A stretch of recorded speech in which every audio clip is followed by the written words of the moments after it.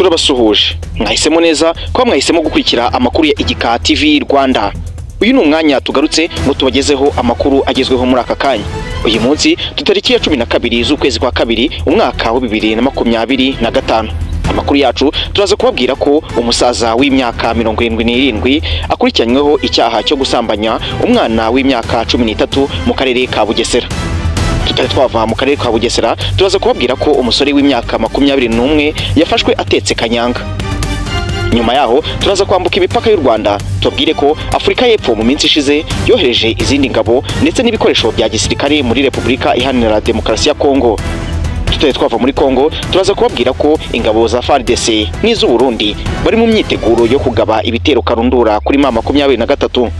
Turaza amakuru yacu kuyasoreza muri Kongo n'ubundi, aho bivugwa ko leta ya Kongo yamaze gufunga ikirere cyayo kuri Rwandair.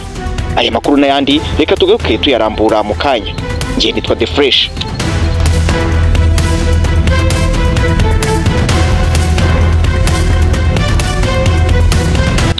Ikaze mu makuru ku buryo burambuye. Reka duhere kuri inkuru ivuga mu karere ka Bugesera, aho bivugwa ko umugabo w'imyaka 77 akurikiranyweho icyaha cyo gusambanya umwana w'imyaka 13 y'amavuko. Ubushinjacyaha ku rwego rwisumbuye rwa Gasabo bwaregeye urukiko rw'ibanze rwa Nyamata dosiye y'umugabo w'imyaka 77 wasambanije umwana w'umukobwa w'imyaka 13 y'amavuko, umusabira gufungwa by'agateganyo. Ni icyaha ubushinjacyaha bukuru dukesha inkuru bivugwa ko cyakorewe mu kagari ka Gihembe, umurenge wa Ngaruka, mu karere ka Bugesera, tariki ya 27 Mutarama 2025. Kuri uwo munsi ngurego yasambanije uwo mwana nyuma yo kumusanga akina n'abandi bana ku irembo rye. Abo bana kandi bakaba barahawe amafaranga 100 ngo bajye kugura biswi, akamusigarana. Bamara kugenda akamujyana mu cyumba akamusambanya. Umwana wasambanyijwe avuga ko n'inshuro ya kabiri uyu musaza yaramusambanije, ndetse ko hari umutangabuhamya wemeje ko yabonye uwo mwana asohoka mu cyumba cy'uwo musaza. Ku ruhande rwe ariko uregwa ahakana icyaha akurikiranyweho nk'uko iyi nkuru ikomeza ivuga. Icyaha cyo gusambanya umwana yiteganywa kandi kigahanishwa ingingo ya 14 y'itegeko nimero 059 akarongo kaberamye 2023 yo kuwa 4 akarongo kaberamye z'ukwa 12 akarongo kaberamye 2023 rihindura itegeko nomero 68 akarongo kaberamye 2018 yo kuwa 30 z'ukwa 8 2018 riteganya ibyaha n'ibihano muri rusange. Tutari twava mu karere ka Bugesera reka tubabwire ni inkuru ikomeje kuhavugwa, aho polisi y'u Rwanda kufatanya n'inzego z'ibanze n'abaturage bo mu karere ka Bugesera yafatiye mu cyuho umusore w'imyaka 21 y'amavuko warutetse ikiyobyabwenge cyo mu bwoko bwa kanyanga. Uyu yafashwe ku mugoroba ku wa mbere tariki ya 10 Gashyantare ubwo yari amaze kwarura litiro zigera kuri 30 zayo, yitegura guteka indi muri merase yifashishaga ingana na litiro 80. Umuvugizi wa polisi mu ntara y'Iburasirazuba Superintendent of Police SP Hamdun Twizeyimana yavuze ko uyu musore yafatiye mu mudugudu wa Gahwaje ya mbere, akagari ka Kibenga, mu murenge wa Mayange, biturutse ku makuru yatanzwe n'abaturage. Yagize ati abaturage batanze amakuru ahagana ku isaha ya 10 kuri uriya musore utekeye kanyanga mu nzu.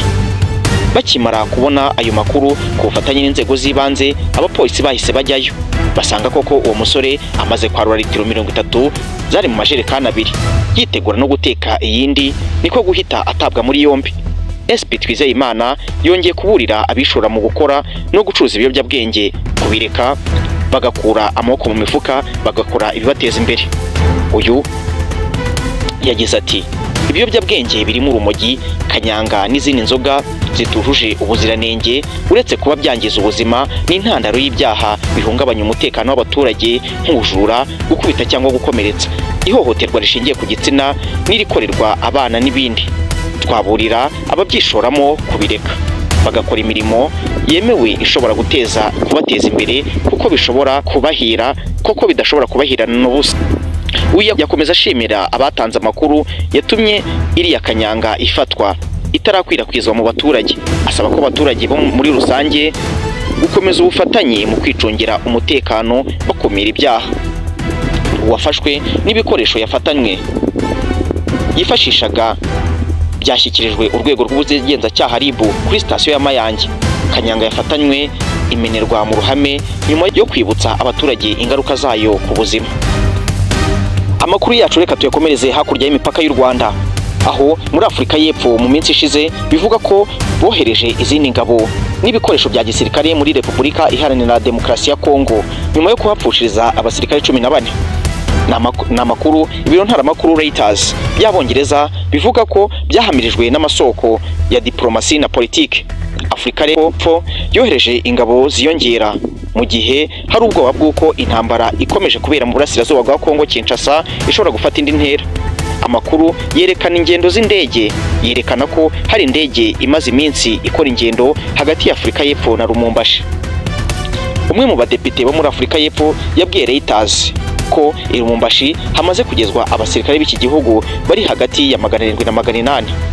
Depite Chris Hatith yagize ati, twamenyeshejwe ko hari ingabo ziteraniye i Lumumbashi. Twamenye ko abasirikare bari hagati ya 700 na 800 bari Lumumbashi. Uyu mudepite usanzwe ari umuvugizi w'ihuriro Democratic Alliance rigizwe n'amashyaka ariko ubutegetsi yunzemo ko bigoye kumenya ikirimo kujya mbere kuko komisiyo ishinzwe igisirikare mu nteko ishinga amategeko itigeze imenyeshwa ibya ziriya ngabo. Icyakora umuvugizi w'igisirikare cya Afurika y'Epfo yemeye ko amakuru y'ingabo zoherejwe Lumumbashi ayazi, gusa yirinda kugira byinshi ayatangazaho. Amakuru avuga ko Afurika y'Epfo ifite muri DRC ingabo zibarirwa mu 3,000 ziri mu butumwa bwa Loni bwo kugarura amahoro MONUSCO ndetse n'ubw'umuryango wa SADC semi-RDC. Iki gihugu kiri kongera umubare w'abasirikare gifite muri Kongo mu gihe leta yacyo imaze iminsi yotswe igitutu isabwa gucyura ingabo ifite mu burasirazuba bwa Kongo kuko Afurika y'Epfo nta yindi nyungu ihafite mu ntambara iri kuhabera. Tutari twava muri Kongo, reka tubabwire ko FARDC n'ingabo z'u Burundi bari mu myiteguro yo kugaba ibitero karahabutaka kuri M23. Umutwe wa M23 watangaje ko amenya amakuru yuko ingabo za Repubulika Iharanira Demokarasi ya Kongo FARDC n'iz'u Burundi ziri mu myiteguro yo kubagabaho ibitero bikomeye. Uyu mutwe wabitangaje binyuze mu itangazo wasohoye kuwa 2 tariki ya 11 Gashyantare 2025. M23 yatangaje ibi mu gihe hari amakuru avuga ko ingabo z'u Burundi na RDC zikomeje kongera abasirikare benshi mu mujyi wa Bukavu. Ibyo uriya mutwe uvuga ko biwuteye impungenge nyinshi. Umuvugizi wa M23 mu bya politike Lawrence Kanyuka yavuze ko AFC M23 inatewe impungenge no kuba FARDC n'abafatanyabikorwa bayo b'ingabo z'u Burundi bakomeje kongera ingabo ku buryo hatagize igikorwa bishobora kongera imirwano ku mirongo yose. Yakomeje agira ati, twahawe amakuru yizewe yuko FARDC n'ingabo z'u Burundi bari kongera ingabo mu rwego rwo kugaba ibitero mu duce dutuwe cyane twabohowe kwa Nyabimbwe na Karehe. M23 yatanze umuburo w'uko ibitero bya FARDC n'ingabo z'u Burundi bateganya kuyigabaho bishobora gutuma hongera kubaho imirwano ikomeye cyane bijyanye no kwa M23 izahatirwa kubisubiza. Uyu mutwe kandi uvuga ko kuba leta ya RDC ikomeje gutsimbarara ku ngufu za gisirikare bizatuma ikibazo cyo mu burasirazuba bwa RDC gikomeza kurushaho gukomera. Usaba Burundi n'ibihugu bya SADC kuvana ingabo zabyo ku butaka bwa kiriya gihugu. Amakuru yacu reka tuyasoreze muri Kongo, aho bivugwa ko ikirere cya Kongo cyamaze gufungwa ku ndege zituruka mu Rwanda za Rwandair. Intambara zo mu burasirazuba bwa Repubulika Iharanira Demokarasi ya Kongo iki gihugu gihanganyemo n'umutwe wa M23 zatumye gifunga ikirere ku ndege zose za Rwandair. L'Agence Congolaise de Presse ACPCD yatangaje ko leta ya Kinshasa yafunze ikirere cyayo ku ndege zose ziva mu Rwanda. Nkuko ibitangaza ngo nta ndege yo muri Rwandair yashoboye kwambuka ikirere cya Repubulika Iharanira Demokarasi ya Kongo mu ijoro ryo kuwa 2 tariki ya 11 Gashyantare 2025.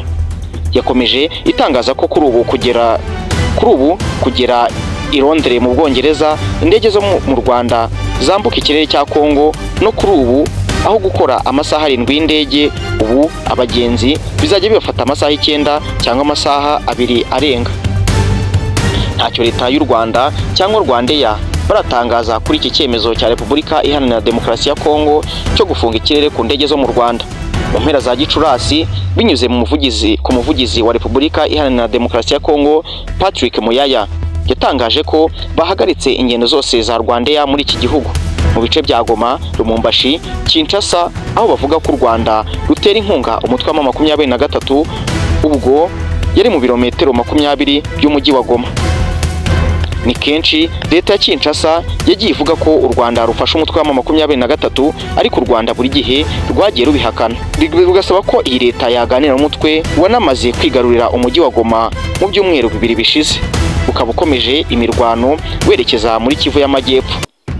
M23 imaze imyaka 3 isubukuye imirwano, ivuga ko leta ya Kinshasa irengagije nkana amasezerano ya tariki 23 Werurwe 2009 harimo yo gucyura impunzi no kurandura FDLR nk'umuti w'ibibazo byose by'umutekano muke wo mu burasirazuba bwa Kongo.